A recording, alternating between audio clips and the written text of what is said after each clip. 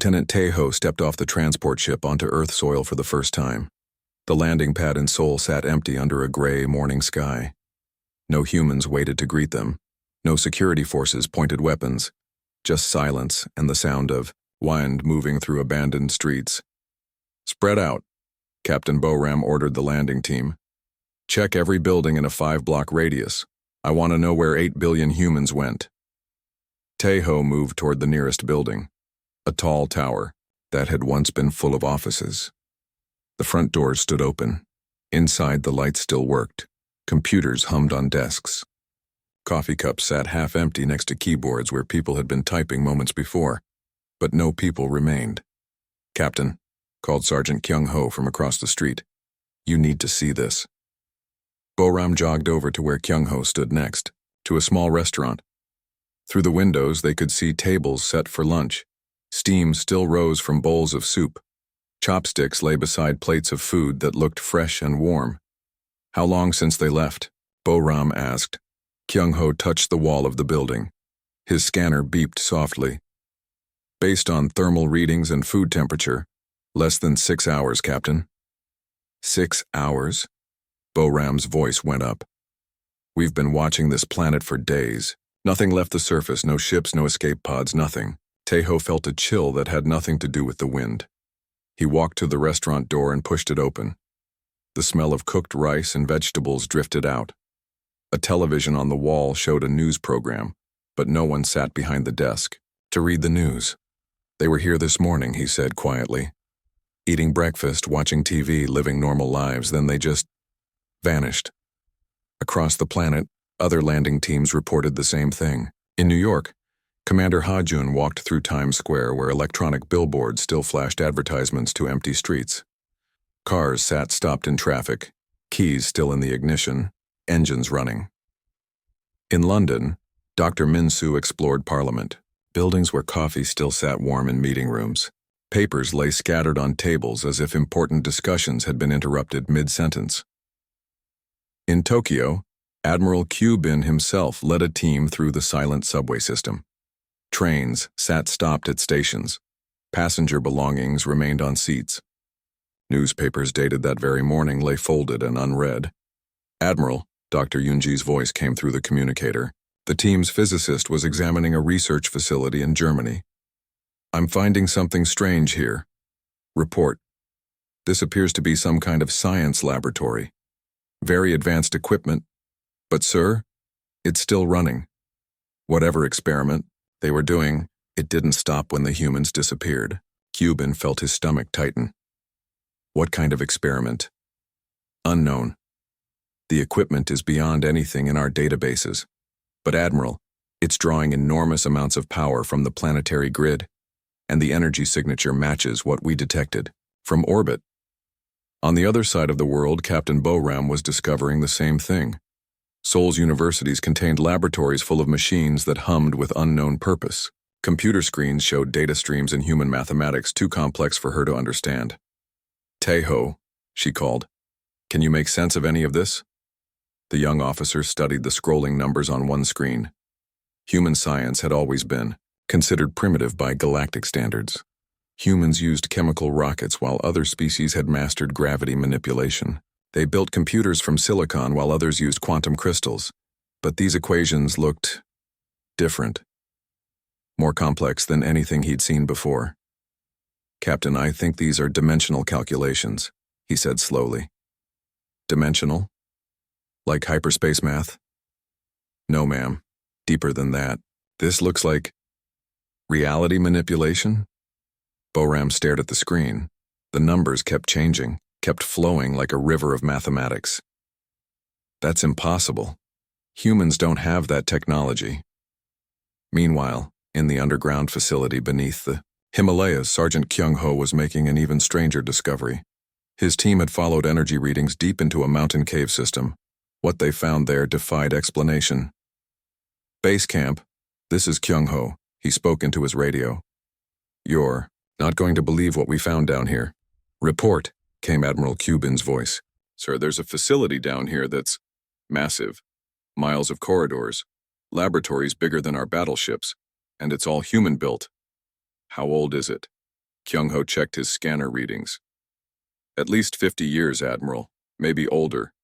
This place has been running since before humans even knew we existed. The sergeant moved deeper into the facility. Emergency lighting cast red shadows on the walls. Somewhere in the distance, machinery continued to operate.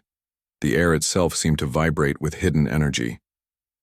Sir, there are chambers down here filled with equipment I can't identify, and symbols on the walls, mathematical formulas, star charts. But Admiral, Kyung-ho paused as he entered a vast central chamber. What is it, Sergeant? The star charts don't show our galaxy, sir. They show somewhere else, somewhere with different stars, different physics laws written on the walls. Back on the surface, teams across Earth were finding similar facilities. Hidden bases built into mountains, buried under deserts, concealed beneath ocean floors. All of them running automatically, all of them drawing power, all of them working towards some unknown purpose. Dr. Min-soo sat in a London laboratory, staring at a whiteboard covered in human writing. The equations hurt his head to look at. They seemed to bend reality around them. Admiral, he spoke into his communicator, I think I understand what happened. Explain. The humans didn't flee into space, sir. They couldn't. We would have seen them leave. But these facilities, this equipment, I think they found another way. Another way to what? Min-soo picked up a human research journal from a nearby desk. The cover showed Earth, but with strange tears in space around it. Tears that led to somewhere else. To leave, Admiral, not up into space, but sideways. Into somewhere else entirely. The truth was starting to become clear across all the landing teams. Humanity hadn't built weapons to fight the galaxy. They hadn't prepared armies or battle fleets. Instead, they had spent decades building something far more ambitious. An exit door from reality itself. Commander Ha-jun stood in New York's abandoned financial district, listening to reports from teams around the world. Every major city told the same story. People had been living normal lives until the very end. Then, in a single moment, they had all simply stepped out of existence. But where did they go? Bo-ram asked over the communication channel. Dr. Yoonji's voice came through from the German laboratory. I'm finding references to something called Project Threshold in the research files. And Captain, the final phase was scheduled for this morning, 6 hours ago. The timing matched perfectly. The moment the alien fleets had begun their final approach to Earth, humanity had activated their escape plan. 8 billion people had walked through doorways that led to another universe entirely. They had left behind a planet full of evidence of their true capabilities. Technologies that made galactic science look primitive. Mathematics that rewrote the laws of physics. And facilities that were still running, still working, still changing the very nature of reality around Earth. Admiral Cubian realized they had made a terrible mistake. Humanity wasn't primitive. They were so advanced that they could abandon an entire planet and start fresh somewhere else. They had capabilities that threatened not just the galaxy, but the fundamental structure of existence itself. And now those capabilities were unleashed, uncontrolled, working without human guidance. The machines kept running. The equations kept calculating. The dimensional barriers kept weakening. Earth's final message was starting to make sense. Humanity had indeed doomed their enemies, not through conquest, but through abandonment.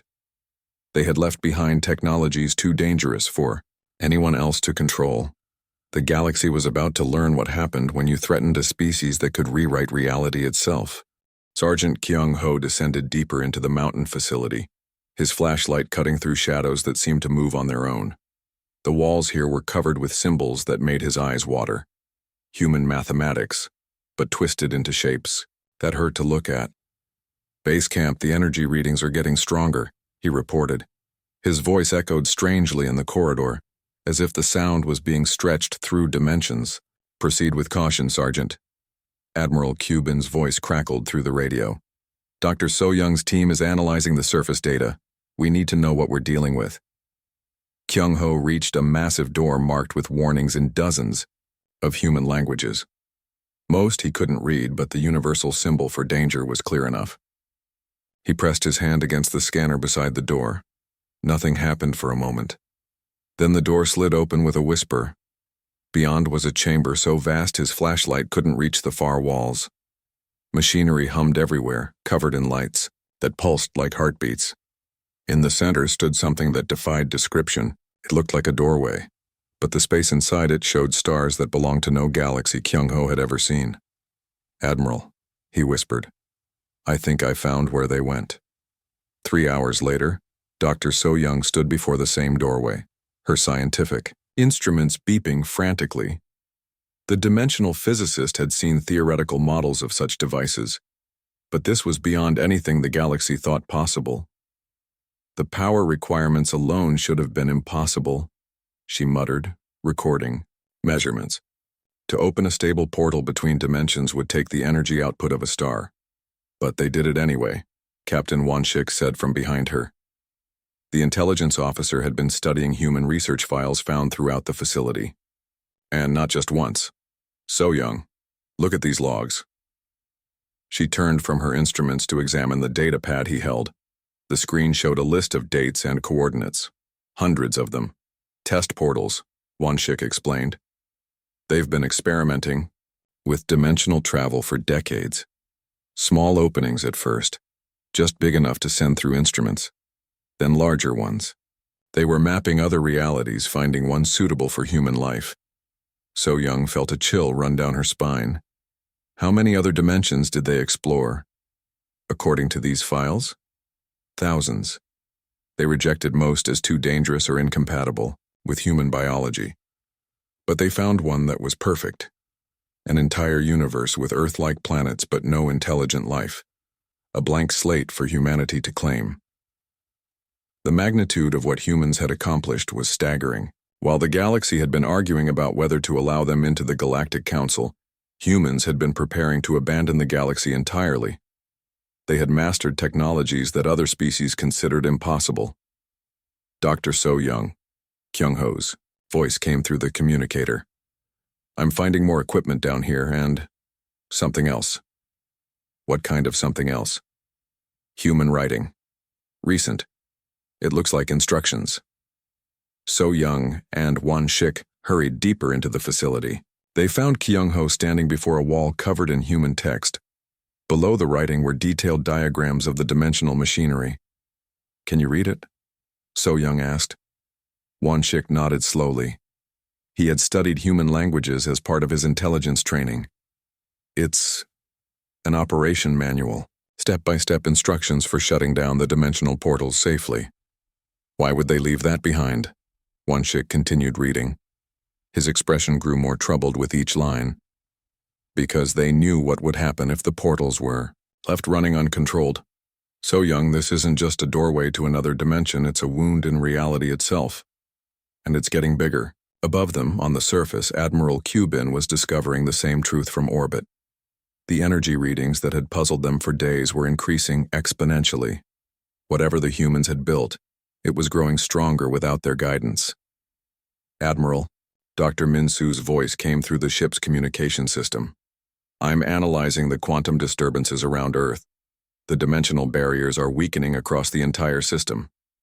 "What does that mean?" "It means space itself is becoming unstable, sir. If this continues, the effects will spread beyond the Sol system. Eventually, they could reach inhabited worlds." Cubin stared at Earth on the main screen. The planet looked peaceful, but beneath its surface, machines were eating away at the foundation of reality. "How long do we have?" "Unknown. The mathematics involved are beyond our understanding. But Admiral, the humans left us instructions on how to stop it."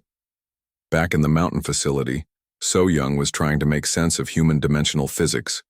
The equations were beautiful and terrifying. They described ways to fold space, to step between universes, to rewrite the laws of physics themselves. But they also described the dangers. Open too many portals and reality would begin to unravel. Leave them unattended and they would grow until they consumed everything. "They knew this would happen," she said to Won-shik. "The humans knew that forcing them to leave would destabilize local space. That's what their final message meant." Won-shik found another section of human writing. This one was signed with a name, Dr. Jamin Park, Director of Project Threshold. Listen to this, one Shik said, translating the text. To whoever finds this facility, we regret that you chose fear over friendship. We offered to share our knowledge with the galaxy. Instead, you chose to destroy us. We have found another way to survive, but our departure will have consequences. The dimensional portals must be shut down within 10 solar cycles, or the damage will spread beyond repair. We leave you the knowledge to save yourselves if you are wise enough to use it. This is our final gift to the galaxy that rejected us. So Young looked around the vast chamber filled with incomprehensible machinery. A gift? They're threatening to tear apart reality and they call it a gift? No, one Shik said quietly, studying more of the human text. They're giving us a choice. Learn their science and save the galaxy, or let pride destroy everything we've built. The irony was devastating. The species they had deemed too primitive to join galactic civilization had mastered sciences that made every other technology look like stone tools. Humans had solved dimensional travel, energy manipulation, and reality alteration. They had capabilities that could have advanced the galaxy by thousands of years. Instead, those capabilities were now running wild, threatening to unmake everything the galaxy held dear. Can we shut it down? So, Young asked, looking at the swirling portal that showed alien stars. Wanshik pointed to the human instructions on the wall. According to this, yes, but it requires understanding their mathematics. We would need to learn human dimensional physics in days when it took them decades to develop. Do we have a choice? The answer came from Admiral Cuban's voice over the communicator. All teams return to the ships immediately. Long-range sensors are detecting spatial distortions spreading toward the outer planets. Whatever we're going to do, we need to do it fast. As they prepared to leave the facility, So Young took one last look at the dimensional portal. Through it, she could see a world with blue skies and green forests. Somewhere in that other universe, 8 billion humans were building new cities and starting fresh lives. They had escaped the galaxy's judgment and found paradise. Meanwhile, the galaxy they left behind was slowly tearing itself apart. The humans had kept their promise.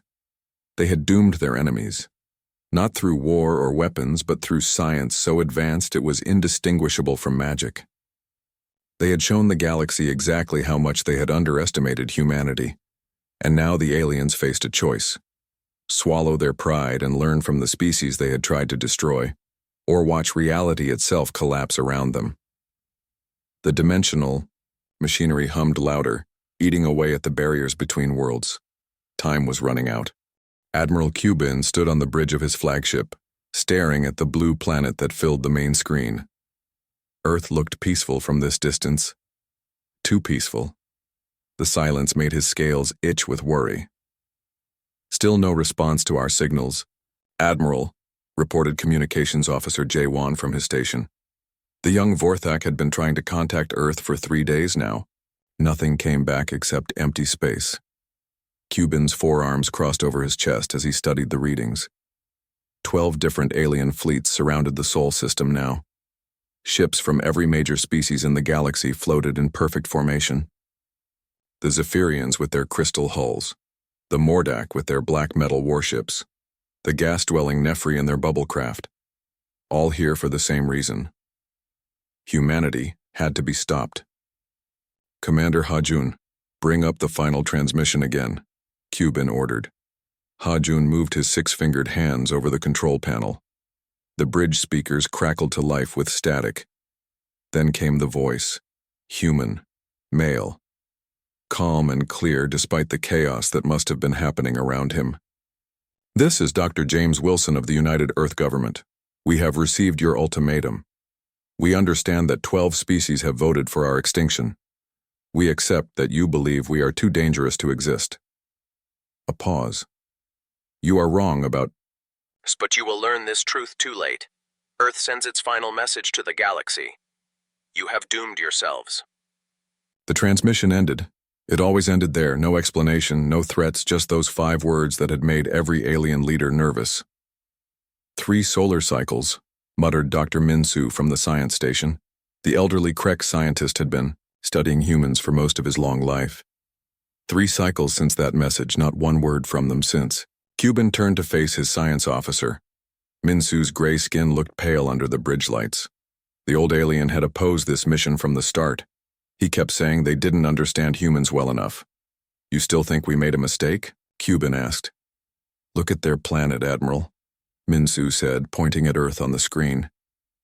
8 billion humans lived there just days ago. Where are their ships? Where are their weapons? Where is their great defense? It was true. Every scan showed the same thing. No military vessels had left Earth. No defense platforms powered up. No weapons locked onto the alien fleets. The humans had simply stopped talking. Maybe they gave up, suggested Captain Boram from the tactical station. The tough Vorthak female had led many battles. She understood war. They knew they could not win against 12 species. "Humans don't give up," Minsu said quietly. "That's what made them dangerous in the first place." Cuban remembered the reports. Humans had been spreading through their local systems fast. Too fast. They built colonies on worlds other species couldn't touch. They survived in places that should have killed them. Worse, they had started asking questions about joining the Galactic Council. The Council had studied human history, wars, millions dead, entire cities burned. These creatures fought each other for thousands of years before they reached the stars. What would they do to aliens they didn't understand? The final decision had been unanimous. Humanity posed too great a risk. They had to be contained before they grew stronger. But now, staring at their silent world, Cuban felt doubt creeping into his mind. "Admiral," Jaewon called out, "I'm picking up energy readings from the planet's surface." "What kind of readings?" "Unknown. Sir, the signatures don't match any technology in our databases." Cuban's primary arms gripped the command rail. "Are they powering weapons?" I don't think so, Admiral. The energy patterns are strange. They're not focused outward toward us. They seem to be going deeper into the planet." Commander Ha-Jun checked his sensors. "Confirmed, Admiral. Multiple energy sources across the surface, all pointing downward." "Digging?" Boram asked. "Are they building underground bunkers?"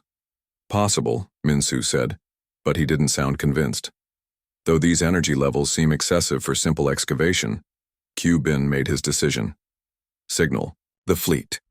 We begin planetary descent in 6 hours. I want landing parties ready for all major population centers." "Sir," Minsu said carefully, "perhaps we should study these energy readings first. Understand what they're doing before we—" "Doctor, we came here to finish what the Council started. Humans had their chance to surrender peacefully. They chose silence instead." Cuban turned back to the main screen. "Whatever they're doing down there, it ends today." But even as he spoke the words, something felt wrong. Humans were many things, but they weren't quiet. They talked constantly. They broadcast everything: music, stories, news, arguments, human. Communication channels had been the loudest in the galaxy. Now, nothing. Lieutenant Tae-ho entered the bridge carrying data tablets. The young intelligence officer looked nervous. "Admiral, I've finished analyzing human broadcasts from the past year." "And?" "They knew we were coming, sir. The final month before silence, their news channels talked about nothing else. Some humans wanted to fight, others wanted to negotiate, most seemed afraid." "Good," Boram said. "Fear makes enemies easier to defeat." Tae-ho shook his head. "That's just it, Captain. The broadcasts show fear, yes, but not fear of death, fear of something else. They kept mentioning the project and the final option." "What project?" Cuban demanded. "Unknown, sir. All references were coded. But in the last week before silence, the fear changed to something else." "What?" "Sadness, Admiral. They seemed sad. Like they were losing something important." Minsu looked up from his console. "Admiral, I'm detecting more energy spikes. Whatever they're doing, it's getting stronger." Cuban stared at Earth. The blue world that had been home to billions of humans now sat quiet as a grave. No lights from cities, no ships in orbit, no signs of life at all. But those energy readings continued, deep underground, spreading across the planet like roots. 6 hours, he repeated. We go down in 6 hours and find out what humans do when they have nothing left to lose. The bridge fell silent except for the hum of ship systems. 12 alien fleets hung in space around one small blue world. Soon, they would have their answers.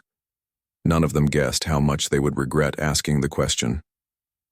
On the surface of Earth and facilities buried miles beneath mountains and oceans, machines that no alien species could understand worked without rest. The energy readings the aliens detected were just the beginning. Humanity had spent 3 years preparing for this day. Not preparing to fight, not preparing to hide, preparing to leave. The final message had been honest. Humanity was about to doom their enemies. Not through weapons or war, but through knowledge. Through science so advanced it would reshape reality itself, and through consequences that would last forever. Admiral Cuban gave the order to descend toward Earth, not knowing he was flying into the greatest mistake in galactic history. Humans were gone, but what they left behind would teach the galaxy exactly how dangerous underestimating humanity could be. The blue planet waited below, silent and patient, holding secrets that would soon change everything. The hologram of Dr. Jamin Park flickered as dimensional energy surged through the underground facility. Sergeant Kyung-ho watched the human scientist's recorded face while following shutdown procedures that pushed his understanding to its limits. The final phase requires sacrifice, the hologram said calmly. The dimensional anchors must be manually calibrated from inside the rift chamber. The radiation levels will be lethal to most galactic species. We designed our equipment for human biology. We cannot guarantee your survival. Kyung-ho looked at the chamber where swirling energy tore holes in reality itself. The portal to humanity's new universe still hung open, showing glimpses of blue skies and green forests where 8 billion humans had found safety. Surface team to all ships, he reported. I'm reading the final shutdown requirements. Someone needs to go into the rift chamber to calibrate the dimensional anchors manually. Captain Boram's voice came through the communicator immediately. I'll do it. Captain, the radiation will kill you in minutes, Dr. Yunji warned from her science station. Better than letting the rifts tear apart the galaxy, Boram replied. I've lived a good life. This is how I choose to end it. Admiral Q Bin listened to his officers volunteer for a suicide mission to fix humanity's abandoned technology. The bitter irony wasn't lost on him. They were dying to clean up the mess left behind by the species they had tried to exterminate. Belay that order, he said firmly. Captain Boram, you're needed to coordinate the fleet operations. I'll handle the manual calibration. Admiral, you can't. I can and I will. This was my decision, my mission, my responsibility. Cuban began moving toward the transport bay. Commander Hajun, you have the fleet. But before he could leave, the bridge, Dr. Minsu's voice stopped him. Admiral, wait. I'm detecting new readings from the surface. On the main screen, Earth's image shifted to show energy patterns across the planet. The dimensional rifts were beginning to stabilize on their own. The wild distortions were settling into controlled patterns. What's happening? Cuban demanded. The human equipment is learning, Minsu said in amazement. Their systems are adapting to our presence, compensating for our different biology. The manual calibration requirements are changing. In the underground facility, Kyung-ho watched the hologram of Dr. Park smile sadly. If the automated systems have activated this final message, the recorded human said, then you have proven yourselves worthy of survival. Our machines have analyzed your biology and adjusted the shutdown procedures accordingly. The manual calibration phase has been eliminated. The hologram paused, and Park's expression became serious. We could have made this easier for you from the beginning. We could have designed our technology to be compatible with all galactic species. But you chose to see us as enemies rather than teachers. This crisis was your final examination. Throughout the fleet, alien scientists watched their instruments as the dimensional distortions continued to weaken. The human technology was shutting itself down safely, protecting the galaxy from the chaos it could have unleashed. Dr. So Young emerged from the German research facility, her equipment showing stable readings for the first time in days. Admiral, the rifts are collapsing in controlled sequences. The humans programmed their machines to save us even after they were gone. Captain Wanshik found another message in the facility's computer systems. This one was addressed directly to the Galactic fleet. To the species that chose fear over friendship, he read aloud over the communication channels. You have learned today that humanity was never your enemy. We were your greatest opportunity. We offered to share knowledge that could have advanced your civilizations by millennia. Instead, you chose to destroy us. The dimensional portal in the mountain facility began to shrink. The window into humanity's new universe was closing forever. But we harbor no hatred for your choice. Wanshik continued reading. Fear is natural when facing the unknown. We forgive your fear. We do not forgive your pride. You called us primitive while we mastered sciences you thought impossible. You called us dangerous while we developed technologies to reshape reality itself. Admiral Cuban stood on his bridge, watching the final collapse of the dimensional rifts. Space around Earth was returning to normal. The immediate crisis was over, but the larger implications were just beginning to sink in. The knowledge we leave behind is incomplete, the human message continued. We have given you enough to stabilize the damage we caused, but not enough to follow us. Dimensional travel remains beyond your reach. This is intentional. Until you learn to see difference as strength rather than threat, you are not ready for such power. Lieutenant Tejo looked up from his analysis station. Admiral, I'm detecting one final energy spike from the surface. The last portal is closing. On the main screen, Earth looked peaceful again, but it was forever changed.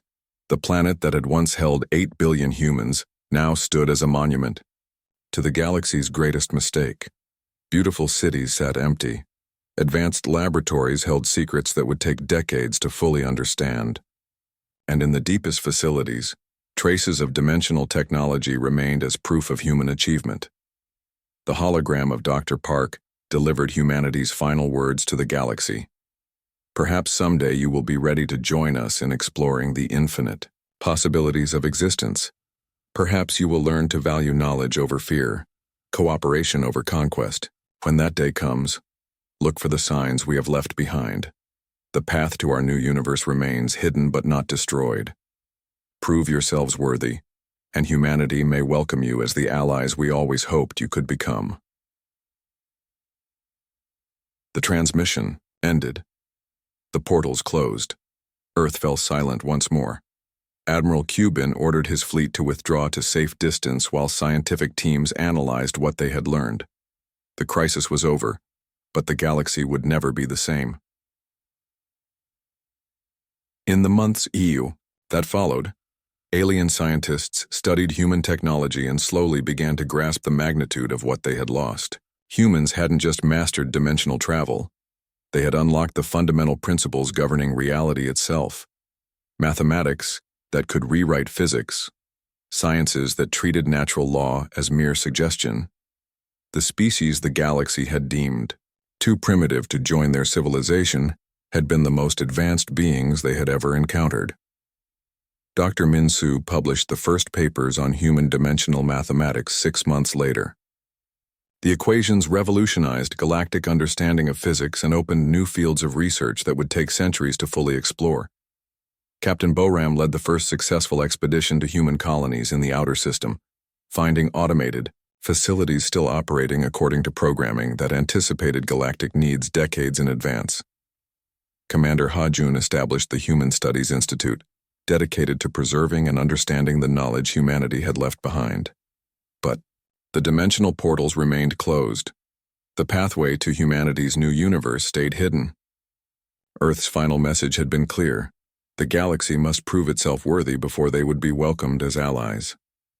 Some species learned the lesson. They began reaching out to other primitive races, offering friendship instead of conquest. They shared knowledge instead of hoarding it.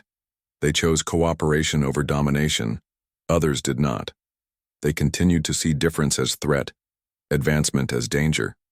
For them, humanity's example remained a warning rather than an inspiration. Earth orbited its sun in peaceful silence, holding secrets that could reshape galactic civilization.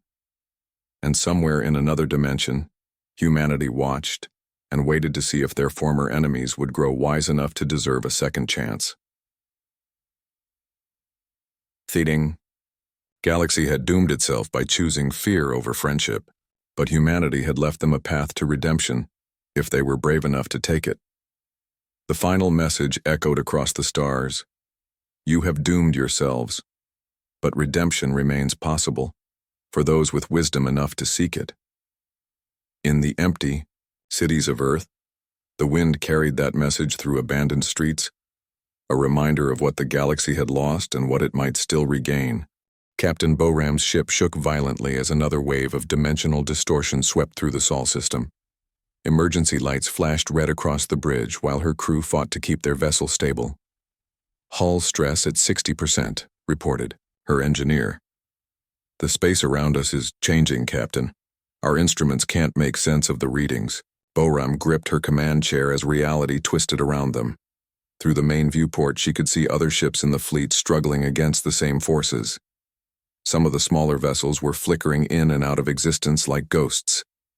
Admiral, cube in to all ships, came the voice over communications. Fall back to minimum safe distance. The dimensional rifts are spreading faster than predicted. Dr. Yunji worked frantically at her science station, trying to understand the human equations they had found in the underground facility. The mathematics hurt her head, but she was beginning to see patterns in the chaos. Captain, she called out, I think I know what's happening. The humans didn't just open doorways to another dimension, they punched holes through the basic structure of reality. And those holes are getting bigger. How much bigger? Yunji checked her readings again. The numbers were terrifying.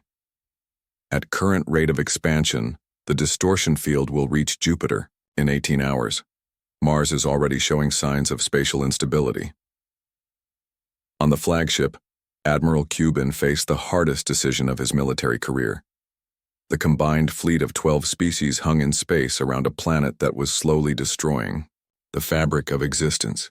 His orders had been clear: eliminate the human threat. But the humans were already gone, and their departure was proving more dangerous than their presence ever could have been. Dr. Minsu, he called to his science officer. What's our status on understanding the human shutdown procedures? The elderly, crack scientist looked up from a pile of translated human documents. His usual calm had been replaced by barely controlled panic. Admiral, these equations are beyond anything in our scientific knowledge.